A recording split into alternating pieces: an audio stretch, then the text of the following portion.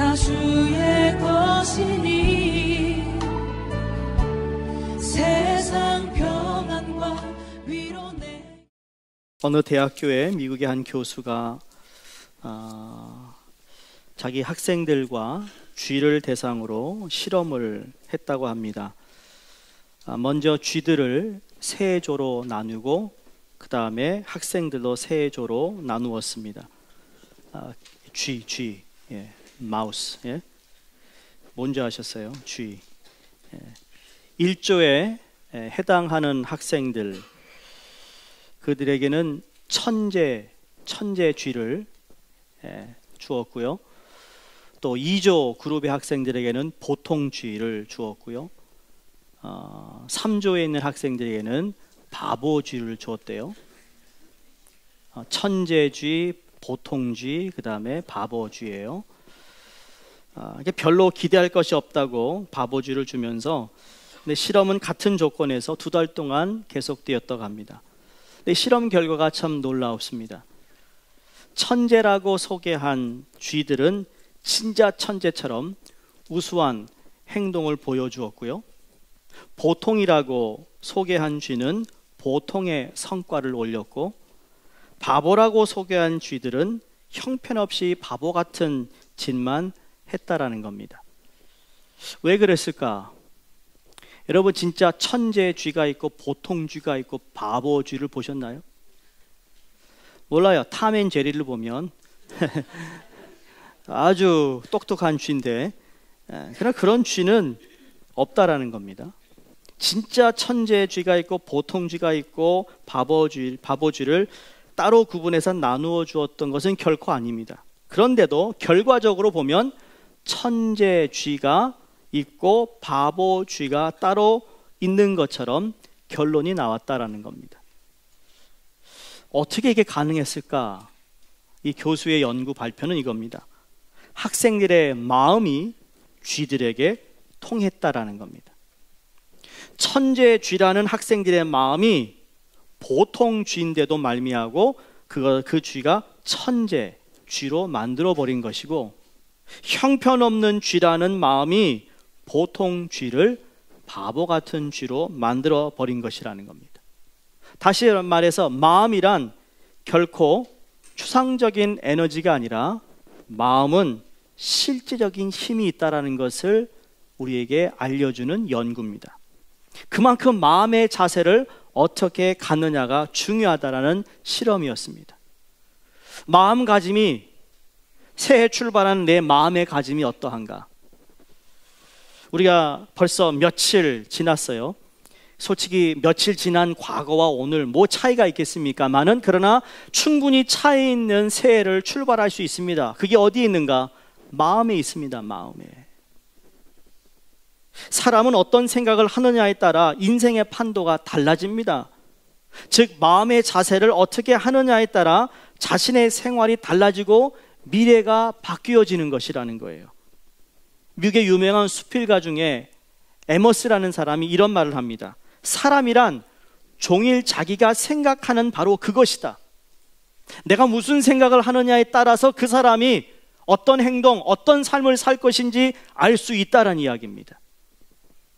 여러분, 새해를 시작하면서 어떤 마음으로 시작하셨습니까?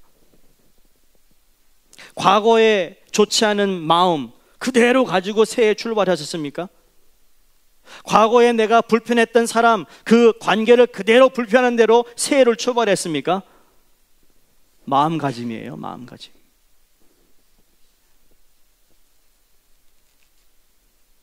우리의 걸음걸이, 우리의 태도, 우리의 말, 우리의 옷 입는 맵시, 우리의 장래, 우리의 직업, 우리의 생각을 반영하고 있습니다.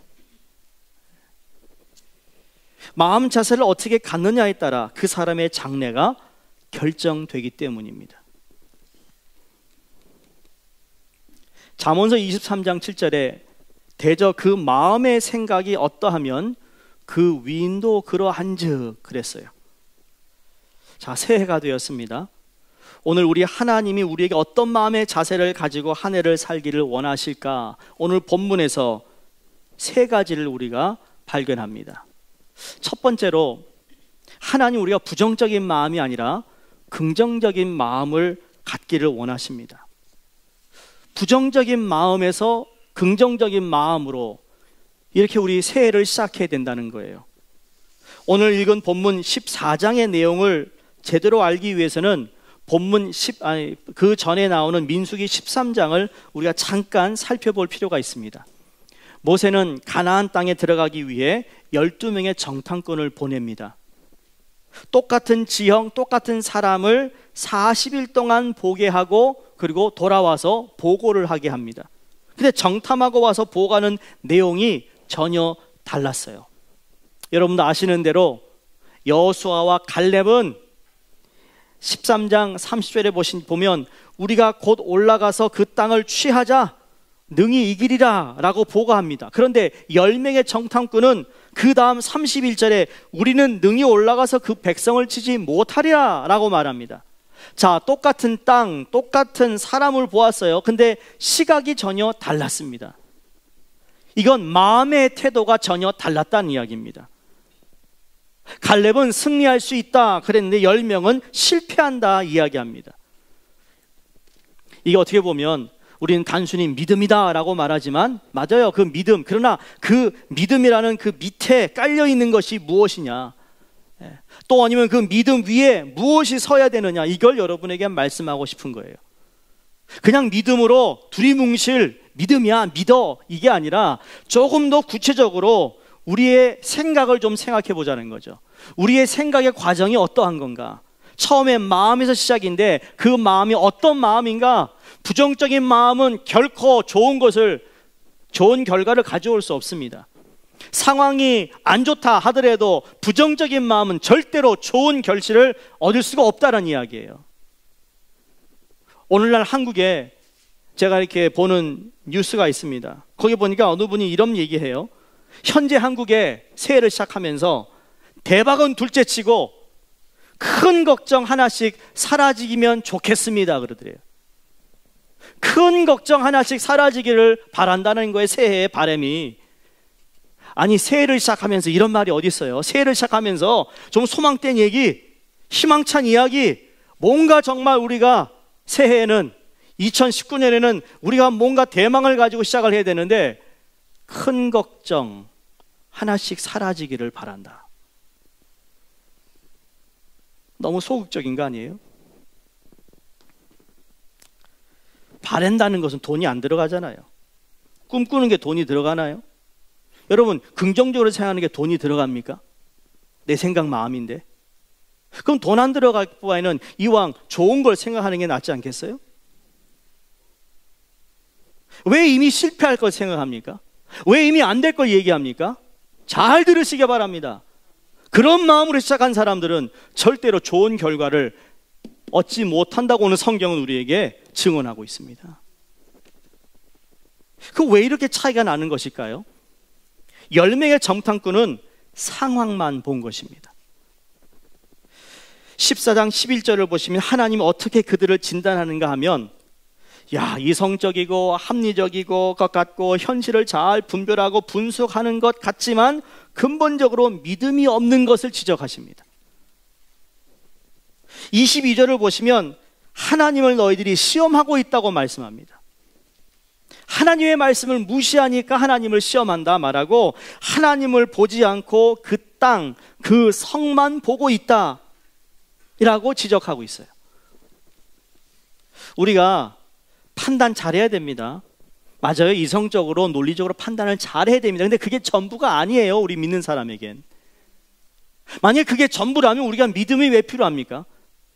교회 다니는 사람과 교회 안 다니는 사람의 차이는 똑같은 상황을 놓고도 그 안에서 하나님을 발견할 수 있어야 됩니다.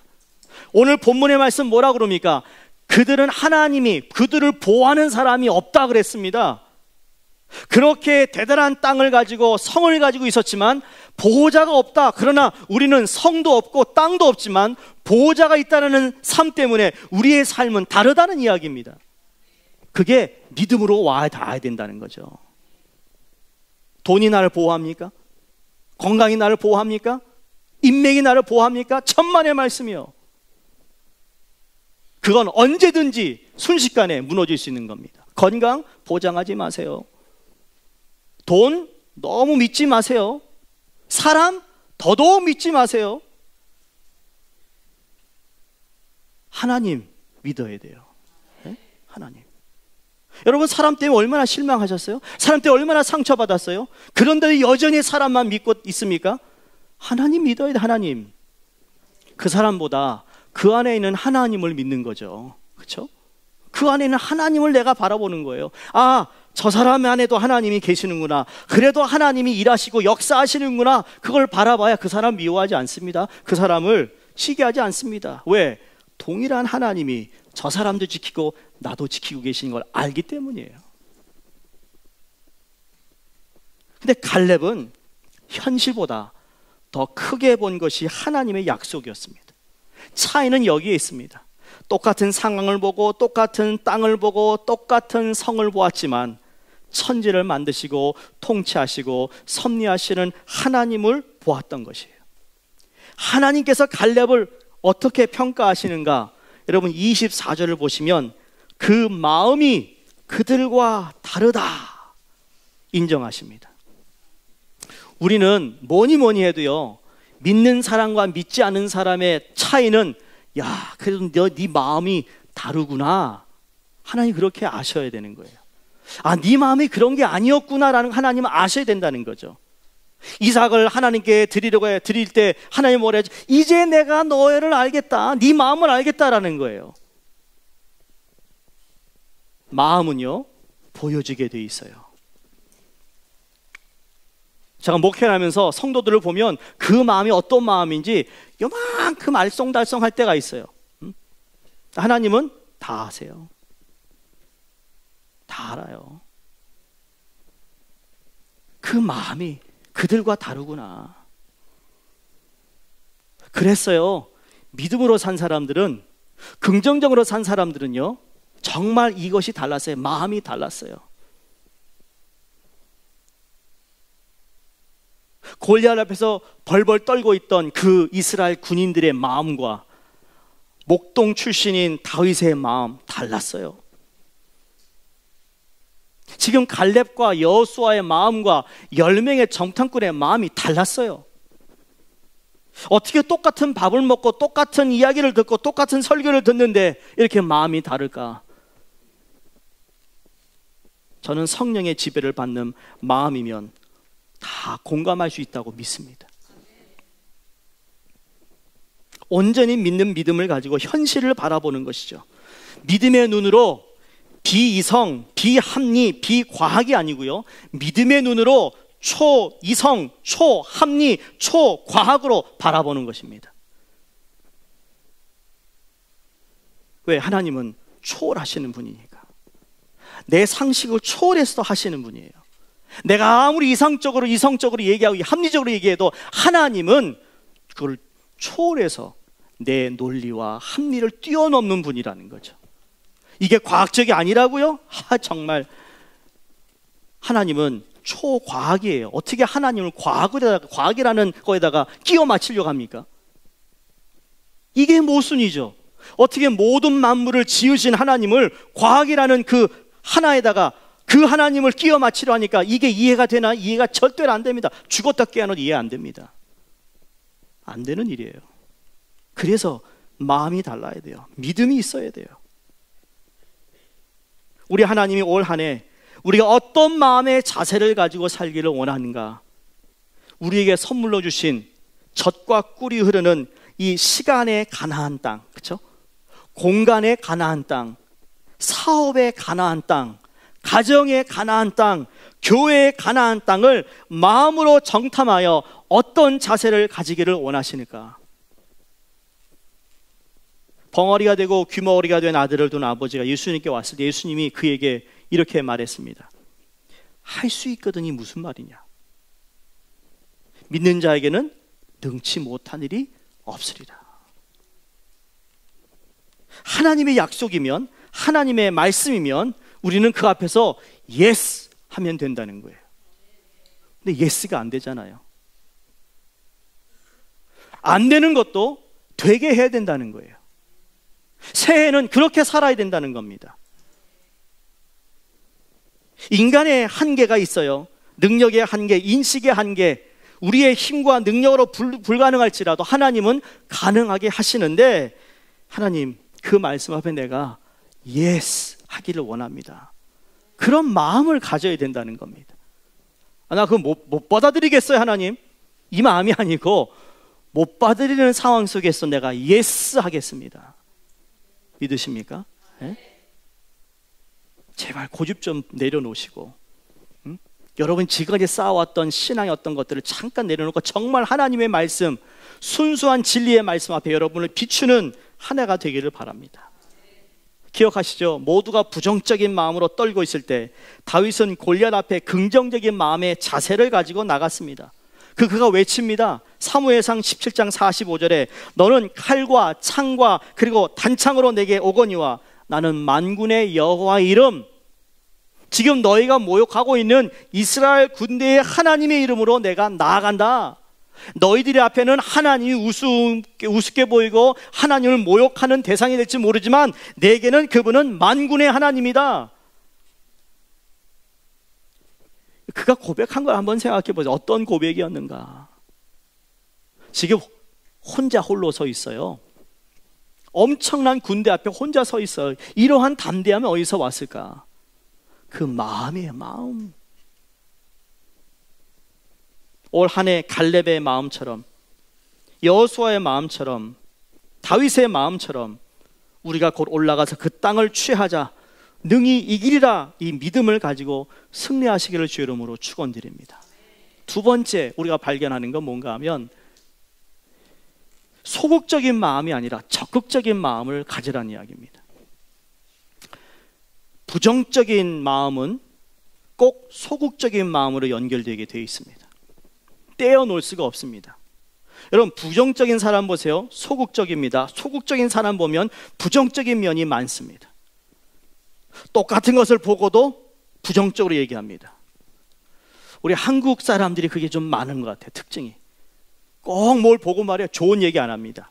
여러분 들어오면서 한복 입은 우리 안내원들 보시면 한데, 집사님 보시면서 아유 아름답다 멋있다 하신 분 들어오면서 그냥 노 코멘트. 이게 웬일이야 이렇게 화려해. 아름답잖아요. 네? 내가 나도 한복 입고 설교할까? 없어요. 근데 한복이 없어요. 한복이 없어요. 네. 결혼하고 그때 한복 입어보고 한복이 안 입고 그 이후로 입어볼 시간이 없었어요.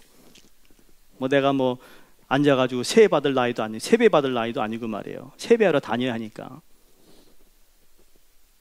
그냥 아주 작은 거예요. 참 아름답다. 이 한복이 이렇게 아름다운 줄 몰랐다.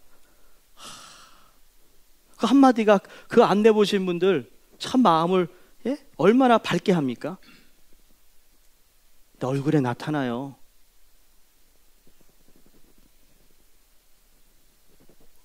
소극적이게 돼요. 부정적인 마음을 가지면. 자, 많은 사람 중에 선발되어 위험을 무릅쓰고 적진에 12명이 들어갑니다. 적극적인 생각을 가지고 분명히 출발했을 것입니다. 하나님이 약속하신 가나안 땅 12명이 들어가서 뭔가 기대감을 가지고 분명히 들어갔을 거예요. 그런데 정탐 결과 안 된다는 부정적인 마음을 갖게 되니까 그들의 생각이 바뀌더라는 거죠. 민수기 13장 27절에 보면 그들이 모세에게 이렇게 얘기합니다. 당신이 우리를 보낸 땅에 간즉 과연 그 땅에 젖과 꿀이 흐르는데 이것은 그 땅의 과일이니이다. 거기에서 나온 결실된 그 열매를 가지고 나와. 근데 그 열매가 너무너무 풍성하고 정말 잘 익은 것들이에요. 그러니까 젖과 꿀이 흐르는 건 맞다라는 이야기예요. 가나안 땅의 과일을 가지고 와서 보여주면서 그 땅에 젖과 꿀이 흐른다. 그런데 보세요. 10명이 처음에 뭐예요? 생각이 부정적이니까, 생각이 안 된다고 고정하니까 마음이 바뀝니다. 그러면서 32절에 가서 13장 32절에 보세요. 우리가 정탐한 땅은 그 거주민을 삼키는 땅이요 거기서 본 모든 백성은 신장이 장대한 자들이다. 그리고 33절에 보면 거인이 살고 있다. 거인이 살고 있다. 우리는 이건 안 된다. 여러분 옛날에 월드컵에 보면 말이에요, 우리 한국 선수 월드컵에 나가면 특히 독일 선수하고 쓰면 독일 선수 여기 어깨밖에 안 왔어요, 우리 한국 선수들이. 요새는 한국 선수들이 그래도 키가 크니까 얼마나 잘 뛰고 멋있습니까? 근데 십몇 년 전만 하더라도 독일 선수가 뛰면 속으로 마음이 저렇게 커서 어떻게 공이 날라오면 공도 못 받겠다. 독일 선수가 한 번 뛰면 한국 선수는 막 두 배 반으로 뛰어야 겨우 쫓아갈 수 있는 그런 실력이 아니었네. 그래서 마음에 좀 이거 이길 수 있을까? 그런데 이기면 좋겠는데, 그러나 이길 수 있을까? 이겨야 되는데 이길 수 있을까? 이 마음이 왔다 갔다 하잖아요. 여기 보니까 거인이 살고 있어. 상대를 과대평가하고 있습니다. 이를 과합이 불가능하게 보이기 시작하는 겁니다. 그러니까 상대가 두려워지는 것이죠. 여러분, 소극적인 사람들이 되어 자신을 과소평가하고 상대를 과대평가하는 경우가 많습니다. 그래서 움츠려듭니다. 그래서 스스로 보기에 자기들은 한철에 뭐라고요? 메뚜기에 불과하다 그럽니다. 이걸 소위 메뚜기 콤플렉스라고 합니다.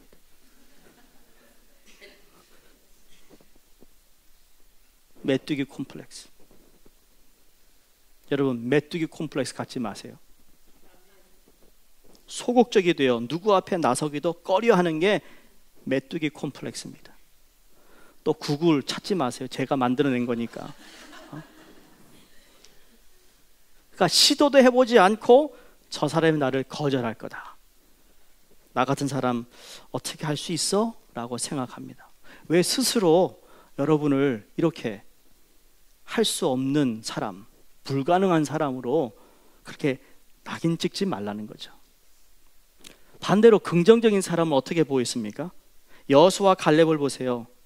자, 이렇게 지금 아론과 모세를 향하여 불평하고 갈 수 없다라고 하는 그들의 이야기를 듣고 오늘 6절에 보니까 자기들의 옷을 찢습니다. 여러분, 이게 적극적인 사람들입니다. 또 그렇다고 적극적인 거 보이기 위해서 막 찢으면 안 돼요. 7절에 적극적으로 나서서 설득합니다. 우리가 들어가야 할 땅은 심히 아름다운 땅이다 라고 비전을 줍니다. 꿈을 줍니다. 봐라, 젖과 꿀이 흐르는 땅이니까 이렇게 엄청난 과일들이 맺지 않았느냐. 이건 분명히 좋은 땅이다. 갈 수 있다. 하나님이 약속하셨다 라고 꿈을 주는 거예요. 우리가 2019년에는요 서로에게 좀 비전을 줬으면 좋겠어요. 꿈을 줬으면 좋겠습니다. 아우, 집사님 너무 잘해. 또 할 수 있어. 내가 뭐 도울 거 없어? 이래야죠. 네? 목장에 여러분, 목자 부목자 이거 쉬운 거 아닙니다. 보기에는 쉬운 것 같죠? 정말 그 목장 식구 몇 안 되는 분들 참 그거 미안하지만 비유 맞춰야 되고 말이에요. 아유, 좀 이것도 이렇게 시험들 그게 있으면 안 되니까 그것도 잘 이렇게 해서 어떻게 하는지 잘 모여 연합하도록 하기 위해서 나름대로 신경 쓰고 기도하고 있습니다. 근데 거기다 대고 말이에요, 자기 감정대로 자기 그냥 막말하면 말이에요, 그거 참 힘들거든요. 비록 그런 분이 없다 할지라도 그러한 생각 갖지 않도록 미리 말씀드리는 거예요. 네? 여러분, 목장의 목자가 최고다라고 생각하세요. 아멘 안 하시는 분들은 꼭 하시기 바랍니다. 앞으로 기도 제목입니다. 네? 웃자고 한 얘기 아니에요. 진심입니다. 여러분, 다니는 교회에 대한 긍지가 있어야 교회 가진 얘기 하잖아요. 그렇지 않은 교회 왜 그런 교회 다닙니까? 묻고 싶어요. 저도 목회하는 우리 교회가 자랑스러운 교회가 되길 바라요. 어디 나가든지 자랑하는 교회. 나가가지고 내 교회 자랑 못하는 목사 그 바보 아니에요? 그 뭐 목회 왜 거기서 해? 소수라도 서로 자랑하고 서로 격려하고 서로 좋다고 얘기하는 그게 아름다운 공동체지 말이에요. 1000명, 10,000명이 모여도 말이에요, 그 1000명, 10,000명이 다 뿔뿔이 각자의 생각을 가지고 있다면 그 무슨 교회의 아름다움입니까? 이게 무슨 연합입니까? 무슨 하나입니까? 절대 하나 아닙니다. 그 뭐냐? 마음이에요, 마음. 여러분, 마음만 바꾸면 달라지게 돼 있어요. 그러니까 긍정적인 마음이라는 겁니다. 비전과 꿈을 주었던 이 갈렙과 여수아가 9절에 뭐라고 합니까? 야, 아니야. 그들은 우리의 먹이야. 쟤네도 우리 밥이다. 라고 얘기합니다. 거인이다. 절대 우리는 못 이긴다 하는 사람과 쟤는 우리 밥이야. 새해 하나님은 우리가 어떤 마음의 자세를 가지고 살기를 원하실까? 물론 소극적인 자세가 아니라 적극적인 자세로 살기를 원하신 줄로 믿습니다. 여러분, 이건요 적당히 해서는 안 된다는 이야기입니다. 적극적인 건 적당히 아닙니다. 제가 이런 말씀을 지난번에 드린 적이 있는데, 여러분, 돈 버는 거 적당히 하십니까? 여러분, 직장에서 적당히 하십니까? 서비스업에 계시면 여러분 적당히 서비스 합니까? 장사 그만둬야죠. 적당히 해서 돈 버는 사람 없습니다. 여러분, 학생들이 여러분 자녀 교육시키는데 적당히 시킵니까? 아유, 내일 시험 그냥 자, 괜찮아. 뭐 성적이 인생의 전부 아니야. 엄마는 그걸 믿어. 그런 엄마 있습니까? 지금 11학년이야, 11학년. 대학 준비해야 되는데 SAT 공부하고 ACT 봐야 되는데 적당히 해, 괜찮아. 그런 부모 있으면 저를 좀 소개해 주세요. 이야, 한번 악수하고 싶어요. 그런 부모. 적당히 안 합니다. 신앙생활 적당히 하는 거 아니에요. 제가 일부에 때 그랬지만 제가 국수를 좋아하잖아요. 근데 가끔 이게 혼자 이렇게 사무실에 있다가 점심시간을 놓치거나 하면 저 이머전시 푸드가 라면이 있어요. 근데 교육자실에 전기 스토브가 있습니다. 근데 여기까지 내려와서 부엌에서 하기가 좀 그러니까 그냥 사무실에서 냄비에다 올려놓고 물을 끓입니다. 그 이놈의 전기 스토브가 얼마나 오래 걸리는지 말이에요. 국수라는 것은 확 끓는 거를 확 넣어서 확 익혀가지고 먹어야 맛있는데, 이게 물이 미지근하게 끓고 있다가 그냥 겨우 뚜껑을 닫아야 조금 보글보글 올라와요. 여러분, 라면을 끓여 먹어도요 적당히 끓여 먹지 않습니다. 맛없어요. 라면을 먹는데도, 여러분, 사발면도 말이에요, 뜨거운 물에 확 넣어가지고 몇 분 만에 먹어야 맛있지. 미지근한 물에 넣어가지고 여러분 뭐 드셔보세요. 그거 못 먹어요. 먹지 않는 게 나아요. 입만 버려요. 하물며 신앙생활을 한다는 거, 예배를 드린다는 거, 찬양을 한다는 거, 기도한다는 거 적당히 해서 되는 일이 아니라는 거예요. 적극적으로 나서야 된다는 거죠.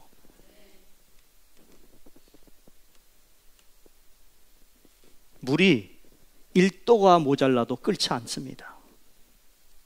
적당히 해서 물이 끓는 게 아닙니다.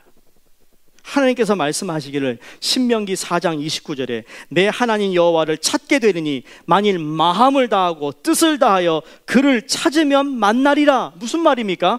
적당히 기도하지 말라는 말씀입니다. 여러분, 한나가 적당히 기도해서 사무엘을 난 줄 아세요? 성경에 보니까 술 취한 여인처럼 통곡하며 서원하며 기도했다 그랬습니다. 그랬더니 사무엘 역사, 그 이스라엘의 민족을 구원하는 인물이 태어납니다. 병에 걸려 불치병에 걸려 죽을 수밖에 없는 히스기야 적당히 기도하지 않았습니다. 자기의 낯을 벽을 향하여 하나님께 기도합니다. 통곡하며 기도합니다. 결국 기도 응답을 받습니다. 어떤 응답이죠? 아들이 낳습니다. 적이 물러갑니다. 자기가 15년 더 삽니다. 중풍병자를 둔 친구들이 그를 낫게 하겠다고 예수님께 그 친구를 들고 예수님 있는 곳으로 갔습니다.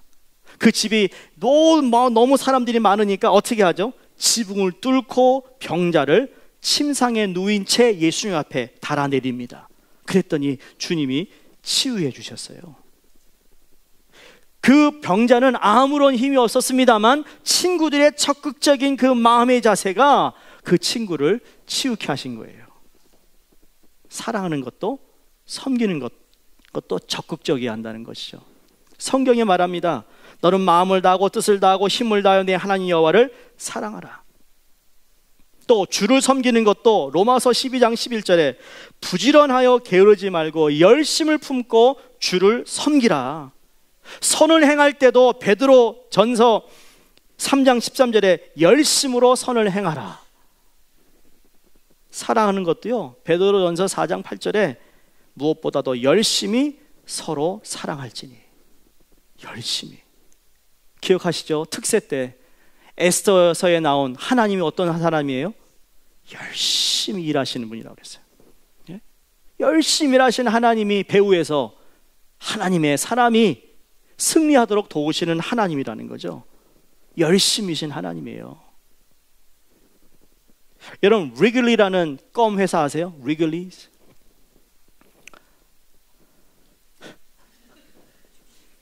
죄송합니다. 제가 항상 모르는 것만 물어보는 것 같아서. 유명한 회사예요. 리글리스. W-R-I-G-L-E-Y apostrophe S. 이 리글리라는 회사가 껌으로 대박이 된 회사입니다.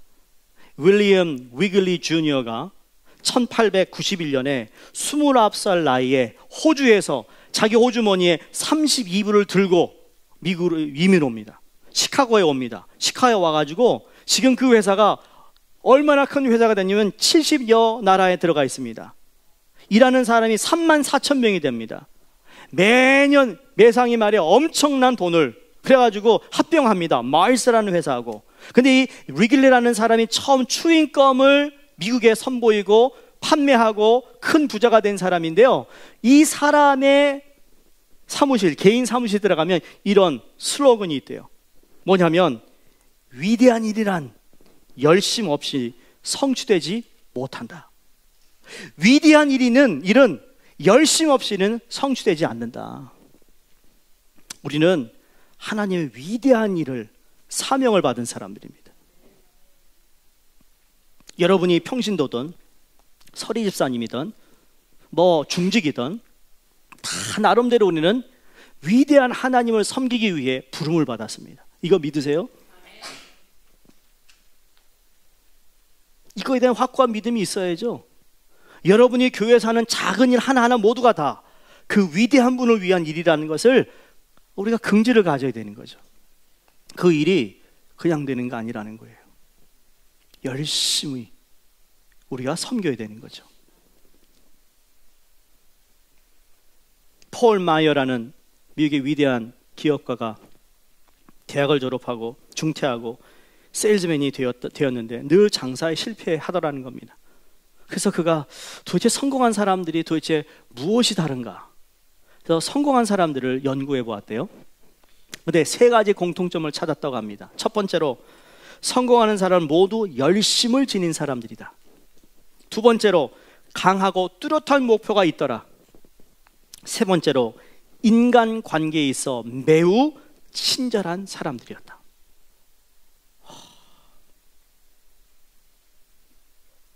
열심히 있는데 인간관계가 안 좋으면 안 된다는 거예요. 열심히 있는데 뚜렷한 목표가 없으면 안 된다. 이 세 가지가 다 갖춰야 된다는 거죠. 열심, 뚜렷한 목표, 그리고 친절함입니다. 자, 사업에 돈을 버는 일도 이런 거라면 우리가 하나님을 섬기는 일에 여러분 열심을 내고 적극적으로 임할 수 있는 마음의 자세가 우리에게 필요한 줄로 믿습니다. 성경의 갈렙과 여호수아는 적극적이었습니다. 마지막 세 번째. 자, 첫 번째가 부정적인 사람, 이제 긍정적인 사람이 되고, 그리고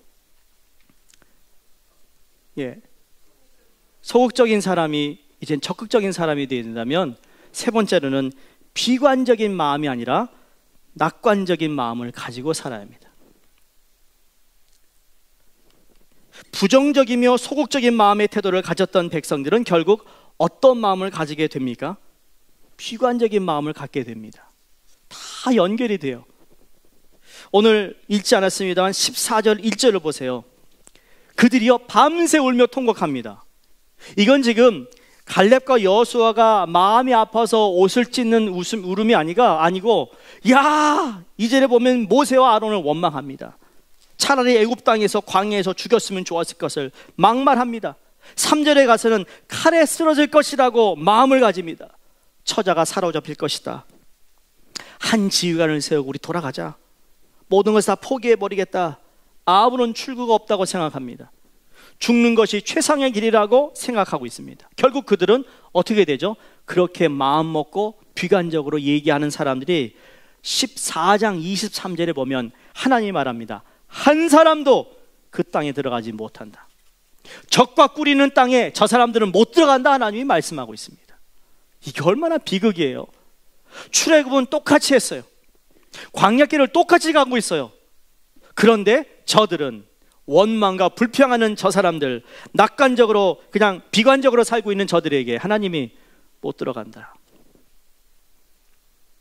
반대로 긍정적이고 적극적인 마음을 가졌던 여호수아의 갈렙은 어떻습니까? 8절에 보세요. 여호와께서 우리를 기뻐하시면 우리를 그 땅으로 인도하여 들이시고 그 땅을 우리에게 주시리라. 전 이게 낙관적인 마음을 가지고 있다라고 생각하는 것이 뭔가 하면, 여러분, 여호와를 거역하지 말라는 것입니다. 하나님께서 주시고자 하는 약속의 땅인데 왜 그렇게 부정적이고 비관적으로 생각하며 하나님의 뜻을 거스르느냐. 그래서 여호와께서 우리를 기뻐하시면, 이게 중요합니다. 여호와께서 우리를 기뻐해야 되잖아요.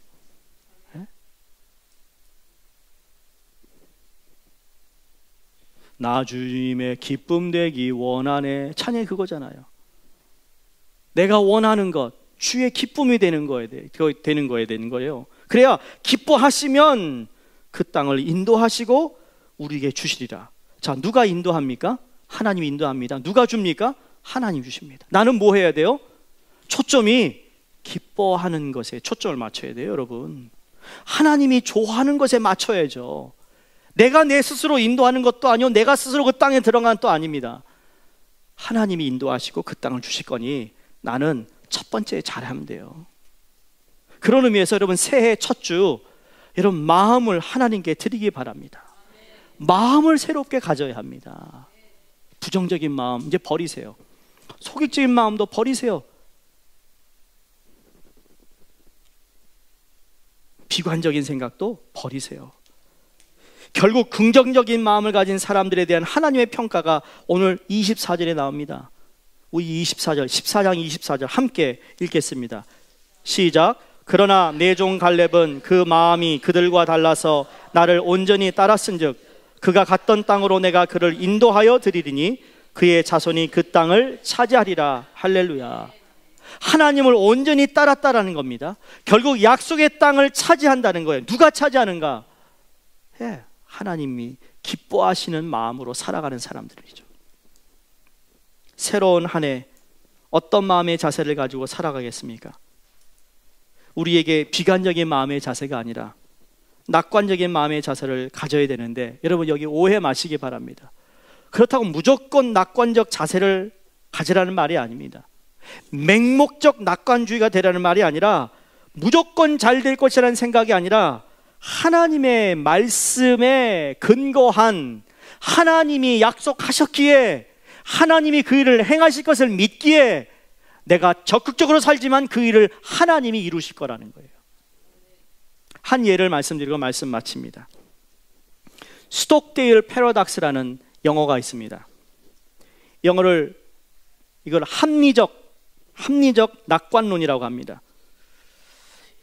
이 스톡데일 패러독스라는 말은 베트남 전쟁 때 하노이 포로 수용에 수감된 병사들 중에서 미군 최고위 장군이었던 스톡데일 장군의 이름에서 따온 것이라고 합니다. 1965년부터 1971년 8년간, 73년 8년간 이분이 20여 차례의 아주 심한 고문을 당하고도 살아남은 해군 별 세신 장군입니다. 그분이 수용소에 갇혀 있는 동안에 8년 동안 많은 고난을 당하면서도 가능한 한 많은 포로들이 살아남아서 고향으로 돌아갈 수 있도록 만든 참 전쟁의 영웅이라고 할 정도로 스톡데일이라는 장군의 이름을 따서 스톡데일 패러독스라고 이야기합니다. 왜 뭔가 하면 이런 거예요. 그분이 보니까 수용소에서 먼저 죽어 나가는 사람들이 보니까 다 낙관주의자들이라고요. 낙관주의자들은 크리스마스 때까지 나갈 거야 라는 마음을 갖고 있대요. 아니면 이스터 때 나갈 거야 라는 마음을 가지고 있고, 추수감사절 때 나갈 거야 그러다가 또 아니 크리스마스 때를 고대합니다. 그러다가 나가지 못하니까 상심해서 죽는다는 겁니다.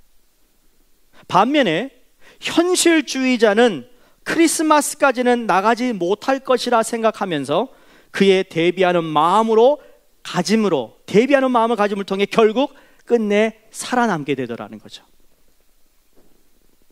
합리적 낙관론은 아무리 어려워도 결국에는 성공할 거라는 믿음을 잃지 않으면서 동시에 그것이 무엇이든 눈앞에 닥친 현실 속에 가장 냉혹한 사실들을 직시하는 것, 이것이 개인이든 기업이든 성공할 수 있는 근본적인 사고 방식이라고 말합니다. 그게 스톡데일 패러독스라는 겁니다. 신앙인에게 더 중요한 것은 신앙적 낙관론이라고 생각해요. 하나님이 살아계심을 믿는 것, 하나님이 함께 하심을 믿는 것, 결국 승리하게 하실 것을 확신하는 가운데서 내가 모든 걸 맡기는 겁니다. 8절을 보세요. 신앙적 낙관론이 8절에 들어있습니다. 여호와께서 우리를 기뻐하시면 그 땅으로 인도하여 들이시고 그 땅을 우리에게 주신다. 하나님의 주권을 전적으로 인정하고 존중하는 낙관론입니다. 결정을 하나님께 맡기는 낙관론입니다. 내가 결정해놓고 그게 안 돼가지고 상심하는 게 아니라 하나님이 결정하실 것을 내가 기다리는 겁니다. 그러니까 하루하루를 마음 자세를 어떻게 다스리냐에 따라 내가 그때까지 기다리며 하나님이 성취하신 일을 만나고 경험하고 그 승리를 맛보게 하시는 하나님을 전적으로 믿는 사람들이죠. 사랑하는 성도님, 우리가 알거니와 하나님을 사랑하는 자, 그 뜻대로 부르심을 받은 자들은 모든 것이 합력하여 뭘 이룬다고요? 선을 이룹니다. 그 선을 이루시는 하나님을 우리는 믿는 것입니다. 새해에 어떤 상황이 내게 벌어진다 할지라도 합력하여 선을 이루시는 하나님을 기억하면서 새해 부정적인 마음이 아니라 긍정적인 마음을 갖고 약속의 땅, 젖과 꿀이 흐르는 땅을 향하여 오늘부터 우리가 한 걸음 한 걸음 나아가는 귀한 복된 우리의 삶이 되시기를 주의 이름으로 축원드립니다.